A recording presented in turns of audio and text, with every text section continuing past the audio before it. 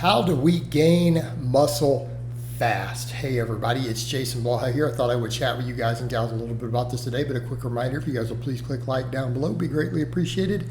If you're not subscribed or following, please do so. And if you'll be kind enough to drop me a comment down below, I would appreciate that so much, particularly if you guys have been through all of this, you've been through your new gains installed, particularly guys who've done a bunch of gear and then even gained some size and realized how quickly it faded, how much of it wasn't real muscle.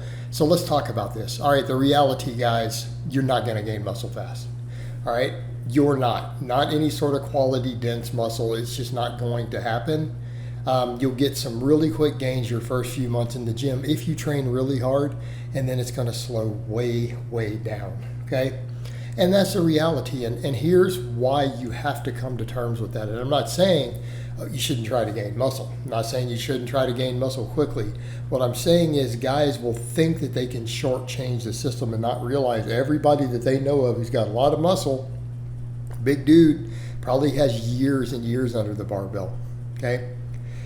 Even when they come to the enhanced guys, a lot of them have years and years under that too.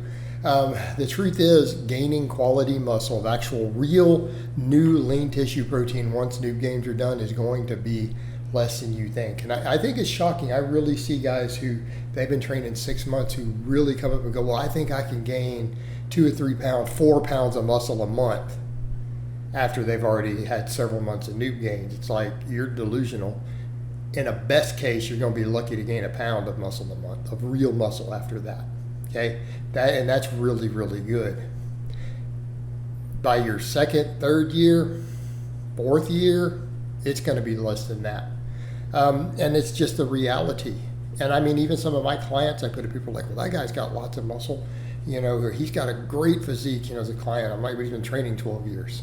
So the reality, here's where guys mess up. Instead of just saying, okay, I'm going to be patient, I'm just going to put in the work. The biggest mistake right up front, guys bulk too fast. They're like, if I just bulk faster, I'll gain quicker. Plus, look, the weight goes up better. I'm getting the leverage increase. And I get guys who really believe that, and I try to explain to them the fat gains that are giving you leverage increase is not putting more tension on the muscle. It's the fat giving you a leverage advantage, making it easier to lift. That's not progressive overload at the level of the muscle. Okay, it's not. And when you cut that fat, you're going to realize, well, you didn't really gain any more muscle than you had you just stayed lean. And that's the reality of it, guys. And I'm telling you, as someone who's an older dude, been around this game a long time, coach a lot of people, that's just the reality. Okay, I've been observing it for decades. If you overbulk, you try to bulk too quickly, you just get fat. You're not going to shortchange it. All right? And I'll talk to you guys at the end of how to actually do it, though, the best you can do. The same thing, guys are like, well, I'm just going to try to shock my system. Well, that's not working. Let me just confuse my muscles. That's what I need. Let's just shock it with tons of new stuff. Yeah. And then they have all new motor patterns to train all the time. And unless there's a system to it with something like conjugate, and a lot of that is done for neural drive and avoiding overuse and other stuff. So again, powerlifting training, but for gaining muscle, yeah, that doesn't work. Muscle confusion, no, none of that helps. It's not useful. Doesn't matter what big bodybuilder you saw doing it. They're at a point where they're using sometimes so much volume, and with all the stuff they're on, they just need to avoid overuse and tearing stuff. So they're changing stuff to avoid that more often than they need to. So again, consistency matters a lot more than confusing the muscles. And I'll talk about that again in a minute. Same thing, guys do a bunch of gear, right? Particularly when they use the popular stuff that makes you really hold a lot of muscle, intermuscular water, stuff like Tren, things like Anadrol. Like, man, it's working, look how fast I'm gaining, then they come off the trend.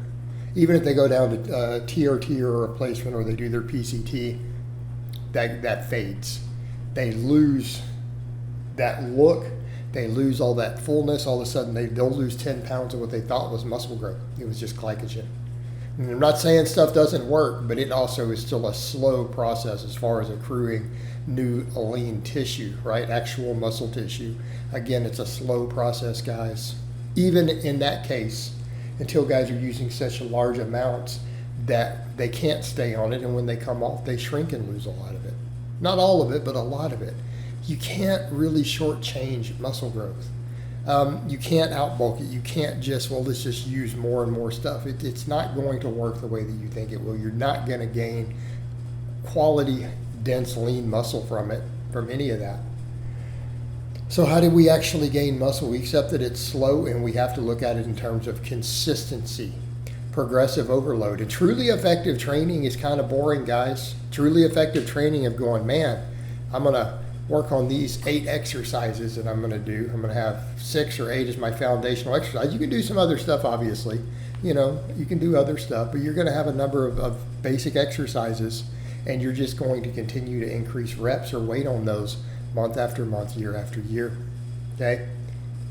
I'm not saying we can't change some of them for variations, but progressive overload. In other words, how do you gain muscle? You take your bench press or your dips or whatever you're doing. It's like, how do you build chest? Well, your flat bench, your incline, your weighted dips, your decline dumbbell, whatever you happen to be doing, you're going to have to add weight. You're going to have to add reps. You know, you're going to be at a point where you're like, okay, man, I can do whatever, 3 sets of 8 with this amount of weight, whatever, 100 pounds total. You're going to have to get that up to 9, 10, 11, 12 reps. Then you're going to add weight, go to 110 pounds. Same thing, then maybe 115 pounds. And then you're going to have to just add weight and add reps month after month after month consistently. Okay? The same thing as far as gaining weight, slow weight gain. The only way it's going to be all muscle or mostly muscle. Or you sit there and go, you know what? I don't want any more fat. I'm not lean enough. You may have to recomp and sit at the same weight for a little bit, and you can still gain muscle there. But it's the same thing. If you're gaining weight fast enough to gain body fat, it's not really speeding up the muscle growth process. I get it if you're contest ripped. Every time I mention that, people are like, but this contest, you're not contest shredded. If you're 14% body fat, 15%, 20%, you don't even probably need a calorie surplus. You don't even have to really gain weight, or if you do, it can be very, very, very small amounts of weight to gain all the muscle, right?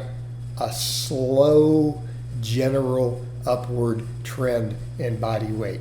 Consistency with your food, consistency in the gym, month after month, year after year. That is the fastest way to gain muscle. And even guys, you go, well, what if I go on the magical supplements? And you guys know what I'm talking about. The same thing. The smallest amount, the better. It's more keepable. Okay? Because anything that you're gaining quickly is going to be a lot of illusion. It's going to be fat that's just making you bigger. It's going to be water, intermuscular water. Okay?